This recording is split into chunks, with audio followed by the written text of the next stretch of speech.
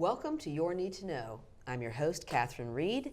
Joining me today is Dale Brumfield. He is a cultural archaeologist. And what we're going to be uncovering today is the history of the Washington, D.C. Underground Press. Thank you so much for being here, Dale. Thank you for having me, Catherine. So the press is an interesting topic right now. Isn't it, though? You know, you hear mainstream media thrown around and the mainstream press, and there's kind of an attack on the press in general. We've heard a lot about fake news. Right. So tell us a little bit about why there is an underground press. How do underground presses start? You know, why do these publications start and begin? And why is there still a place possibly for these things still? Well, it's really interesting what has happened with the press today. Now, back in the 1964, there was a movement called the Free Speech Movement. It started at the University of Berkeley, and they had all these students suddenly standing up in defiance of some university rule about having vendors on campus. And this whole thing sparked a free speech movement. And then, in addition to that, America became more involved in Vietnam. And the free speech movement suddenly became the New Left student movement, which was against the Vietnam War and America's involvement in Vietnam.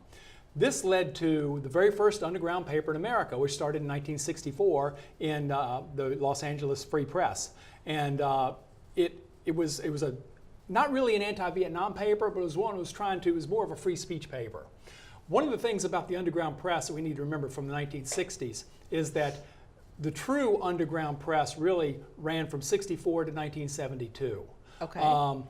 This is because it was all united by one thing, and that's what we're missing today. The Vietnam War was the one connecting device that the entire underground press had in the 1960s. Now, in 1965 or 66, I think there were 45 papers considered underground. The next year, there were over 400. The movement exploded in 1968 and 69, but it died just as fast in 1972. And we can track that growth and that death directly to events of America's involvement in Vietnam. So there was, in this particular case, there was one connecting device. That is something that's missing today. People talk to me a lot. I wrote 2 books about the underground press, and people say, do we have an underground press today? Can there be an underground press today? There could be, but there needs to be a central connecting device to replicate what happened in the 60s, that tremendous growth. Of course, we had no internet back then either. Right. So the internet changed everything as far as publishing goes, because now anybody can publish anything they want, anytime they want.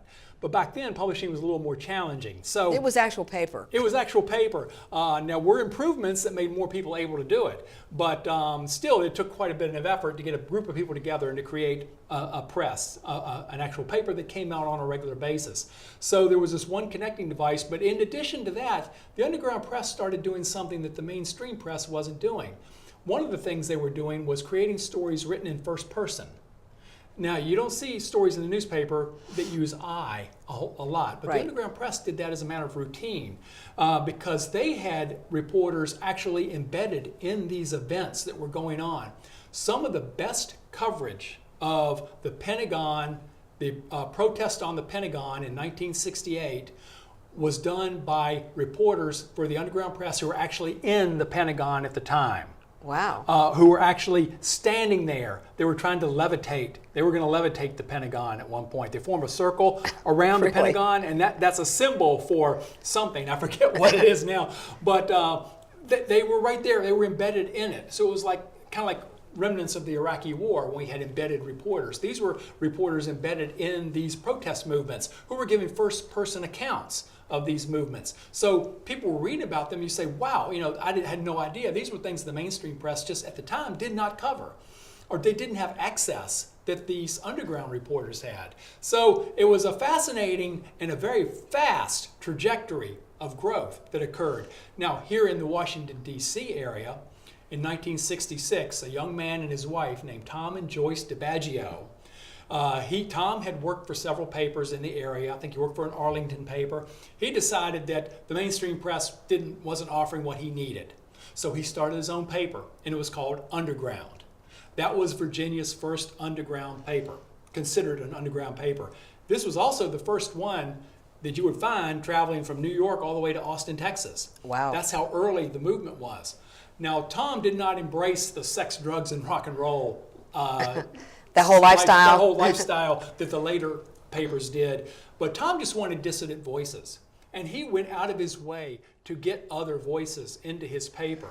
He actually got a pro-Vietnam War article at one point. He said he caught a lot of flack for that, I can imagine. But he said, but this is what my paper is about. It's about publishing other viewpoints. Voices of dissent. Voices of dissent. Now, over time, he did start going more toward the sex, drugs, and rock and roll, but he never fully embraced it the way later papers did. Underground lasted about 2 years, and I had the good opportunity to interview Joyce, his wife. She unfortunately passed away last year, but I got to interview her for my book, and she said, Tom just had something to say, and he just needed a vehicle to say it. So that's what he did. She said they did have some FBI harassment. They had a couple of guys show up one time. They were putting the paper together in their basement. They actually put a mortgage on their house to, I got a cramp, excuse me. They actually put a mortgage on their house so they could keep the paper going. They sold some ads for it, but they usually had a 20 cents per copy charge. And she would get her son, Francesca, in one arm and go on the campus of American University and sell these papers. And she encountered a lot of problems there. The security would run her off. They tell her, you can't do this. That was just a taste of what the later papers would start having later on. So is the underground press kind of the genesis of investigative reporting? We could say that in a way, but it was a different kind of investigative reporting.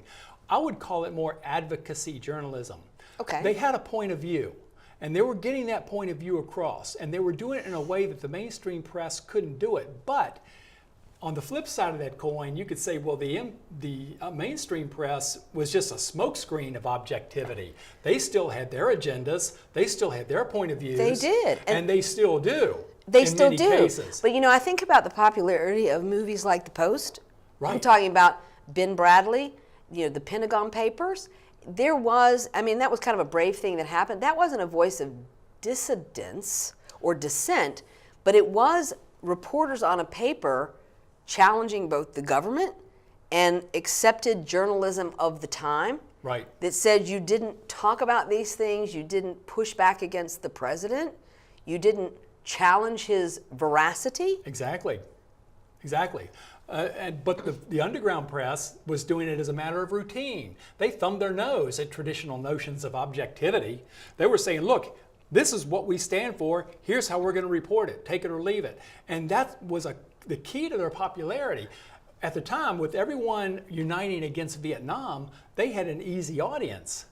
They were just, by coming out against the war and running these anti-war articles all the time. So they were upfront about what they were doing. They weren't trying to hide objectivity behind. They were upset and saying, this is what we are. We are subjective. We know we're subjective.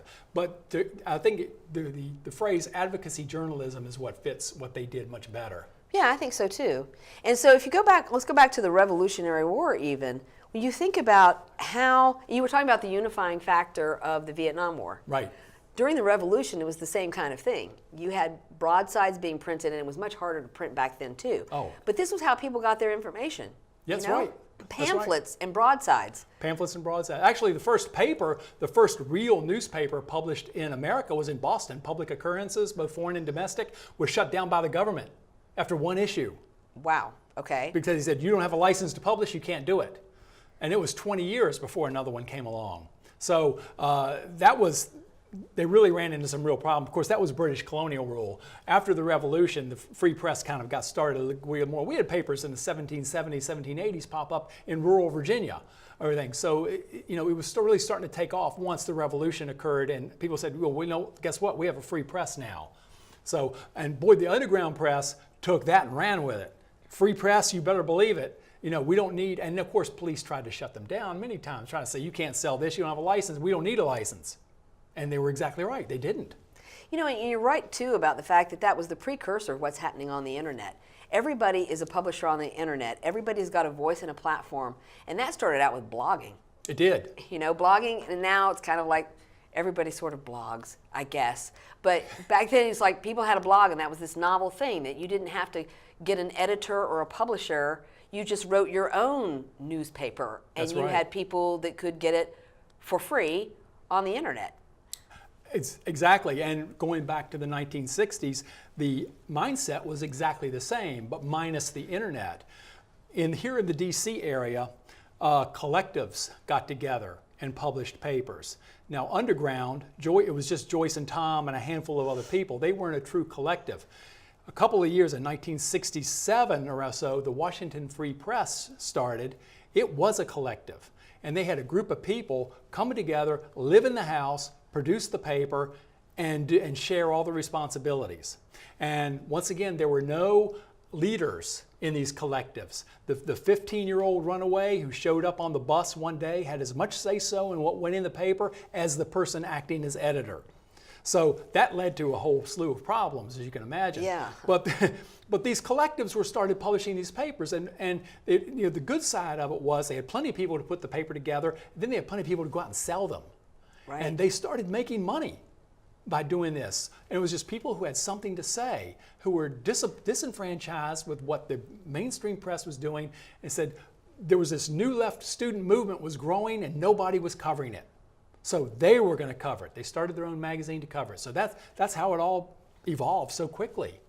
So you said, it's a paper of advocacy. It had a point of view. Right. And what was the goal basically as far as was it to organize people? I mean, what was it, to find a community or build a community of like-minded people? That really, the beginning of the underground press movement and the end of it were serving two separate roles at that point. The beginning of it was to educate more people on the New Left student movement, what it meant to be against Vietnam, what it meant to be part of the women's liberation movement, what it was about the Black Power movement and the gay rights movement. They were trying to educate people on those things. This was all in the beginning. They had these noble aspirations at the beginning. But toward the end of their run, they became more of a novelty for people, suburbanites who'd come in and they'd pick up a copy of Quicksilver Times and fold it and put it under their arm and be seen walking around with it. Right. Made them look hip. And so they got to the point where the articles were very poorly written. The paper looked terrible. It looked amateurish, but they knew that the suburbanites were going to come in. Once again, it was a co-opting of a movement by the suburbanites. And that is something that I want to talk further about when we come back. So please join us after the break.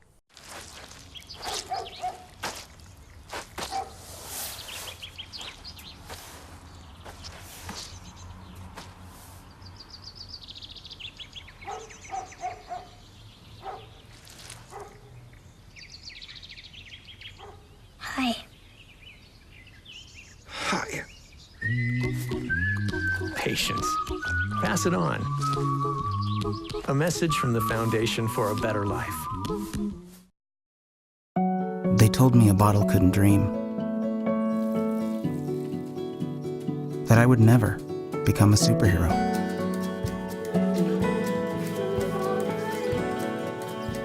But I learned how to fly. Just to come back in a new disguise and be the hero that I've always wanted to be.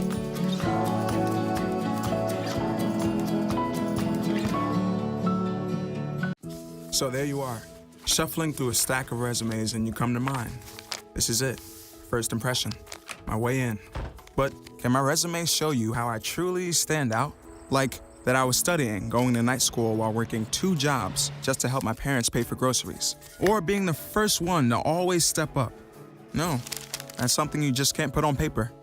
Look beyond the resume and discover new ways to develop great talent that is dedicated, hardworking, and determined like me.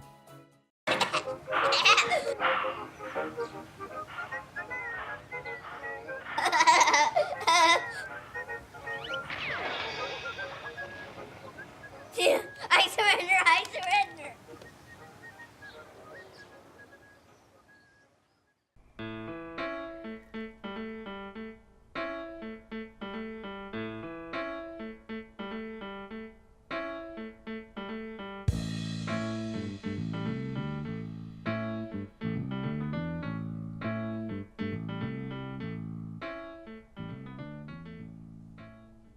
Welcome back to Your Need to Know. I'm your host, Catherine Reed. Joining me today is Dale Brumfield. He is a cultural archaeologist, and the subject today is the underground press here in Washington, D.C. Yeah, thanks for having me, Catherine. So you've got some tales of intrigue to tell us about some of these underground papers. Yeah, well, we talked about the Washington Free Press, and another paper called Quicksilver Times popped up at the time. And these papers here in the D.C. area quickly caught the attention of not just the FBI, but the CIA got involved. Now, the CIA, if you know anything about their charter, they are prohibited from spying on American citizens. Domestically, right? Domestically. That's the domain of the FBI. That's the FBI's responsibility. But the CIA came up with a program called Operation Chaos, in addition to another program called Operation Merrimack, in which they started gathering information on American citizens in the New Left movement under the suspicion that they were being financed by foreign interests. They thought, this New Left movement appears to be too well coordinated to be done by a bunch of ragtag hippies. They must have money coming in from overseas. So they started this investigation, Operation Chaos and Operation Merrimack. What's interesting about Operation Merrimack in particular is they sent an undercover agent into the Quicksilver Times collective to live there. His name was Sal Ferreira.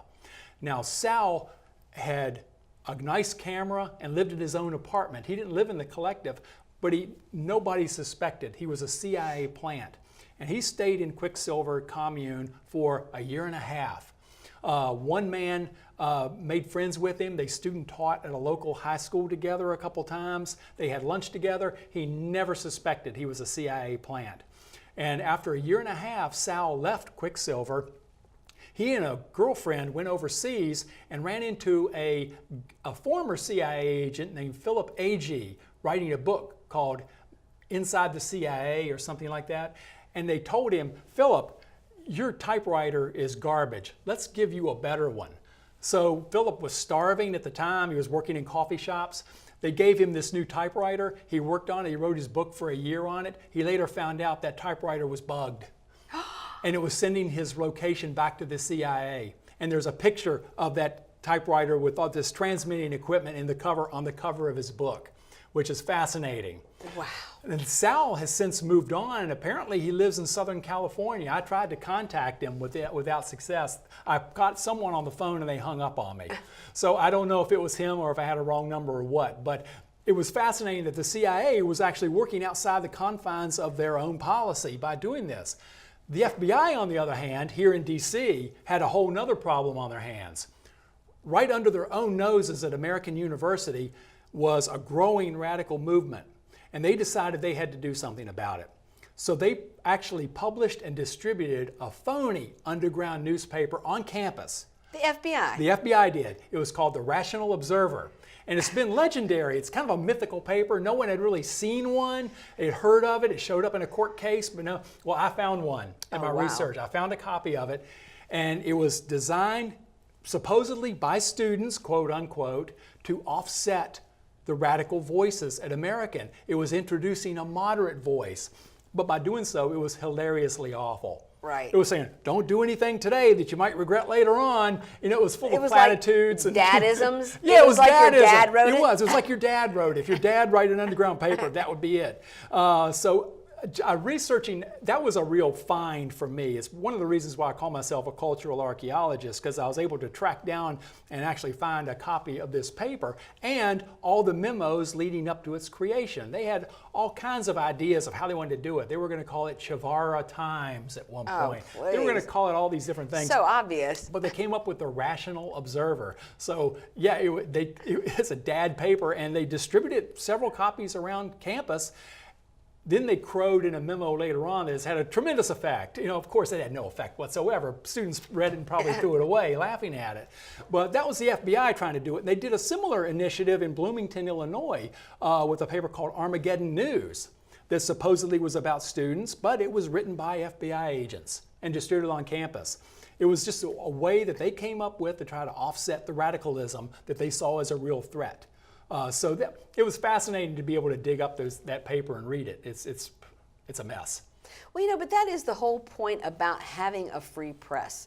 That's why our Constitution protects the freedom of speech and the fact that we we have valued a free press since the inception of the country. Exactly. And so it's all the more concerning that we are now living in a time where the press is being attacked as being illegitimate or enemies of the government or a whole bunch of other things. We're describing them in failing terms, that they're hurting, they're going out of business. You know, to champion an American business to go out of business seems antithetical to everything that a leader should believe in.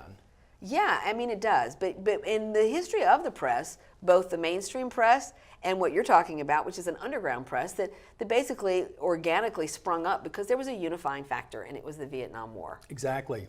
You know, are there threads of this underground press and other kinds of movements? And what springs to my mind is the alt-right movement and the fact that there is a dark web. Exactly. The internet has facilitated the growth, both good and bad, to put labels on them, of these types of attitudes and these types of materials that come out. If there were to be a right-wing underground press today, I would call it the alt-right movement and the dark web. Maybe you could consider a website like InfoWars a right-wing underground press. It's advocacy journalism, pushing a point of view, written to the choir so people will read it, agree with it, and strengthen and fortify their beliefs and thinking, here's a community of like-minded people. That's exactly the same thing the left-wing press was doing in the 60s, except it's being done by the right wing, by these far right-wing sites today. And unfortunately, or good, however way you want to look at it, if you look at it as a free speech issue, then this is something that you should leave alone, because it's all it's doing, it's free speech and it's stressing a viewpoint. So that's a tough call to make. Back in the 60s, the mainstream press and politicians said, you know, this underground press, you know, it needs to be shut down. Today we're saying these far right press, they need to be shut down. Well, they're both the same. We either let them both survive or we let them both die. So, and what's happening too is that the platforms, some of the platforms that are carrying these messages, are now being called into question. Twitter, Facebook, other kinds of sites. I mean, how do we police that, or do we? I don't see how we can. I mean, it all gets co-opted by someone or something. Facebook was co-opted information and sells it, or does whatever it is they do with it. So that's a technology that was unheard of 40 or 50 years ago. So I don't know what the answer is. I don't either, because I don't know if the medium is the message. You know, I mean, if you have a piece of paper, so whether you had Thomas Paine's pamphlet or you have an underground newspaper on the campus of American University, you know, it was the piece of paper carried the message. But now we've got people sharing content, and people are connected in a different way on social media. Right. So is the medium itself the message? I struggle with this because we all understand the underground press because it was a thing and it was finite. It was easy to understand. Right. You know, it was a piece of paper. You could collect them all up and throw them away, but you can't do that on the internet with some of this stuff. Yeah, it never goes away, it seems like. And the thing about the underground press back in 1972, it started falling apart in 72 because that's when the draft ended. Right. When the draft ended, the underground press suddenly said, oh, all of a sudden they didn't have anything to champion.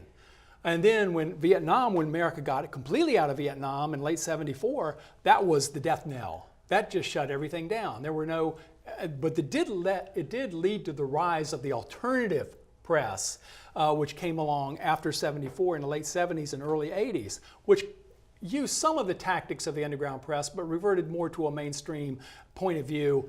They still had advocacy journalism, and I'd say that weeklies today still are advocates of a point of view. So that is preserving the old remnants of the 60s underground press, which is kind of I'm glad to see it in a way. But at the same time, you get the flip side of that coin. And then you've got social media where people share their entire lives right in front of everybody. So I think we have to decide where we want the line drawn for ourselves. And why should we keep handing over our entire lives on a social media when we don't even understand what's going on with it? Truly. And what about students? You know, you think about school newspapers and how young people get their start on a school newspaper, and kids are always pushing back against something. It's Exactly. a rule. You're talking about, the anthill and pushing back against the dress code at Radford College. Yeah, Radford. It was called Radford Radford College then. back then, Yeah, yeah. it was, and it's kind of like. So, what are students learning about how you push back against the things you don't like? Well, it's really interesting because when you talk about the underground press in Virginia and the urban areas, in D.C. the papers were run by collectives, but in the rest of Virginia they were run on college campuses. They were just students who got together and published a newsletter or published something. James Madison, it was called Madison College back then, had a paper. Bradford had a paper. Virginia Tech had a paper called Alice, which actually published for 4 years. Wow. An underground paper, just put together by students, because students are always, like I said, they're always pushing back against something. So what are students doing today to push back? I don't know. Are students even involved today in a cause the way they were back then? There seems to be no unifying central cause that students are pushing back against now. There are probably some that could be. Student loans might be one.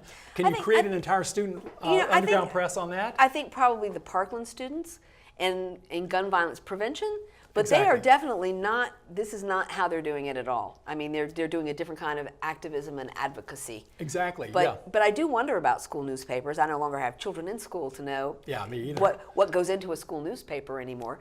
But, I can remember there being controversial articles because, of course, kids love controversy. So there were always controversial articles in the William Byrd High School newspaper because we were always taking issue with something. Sure.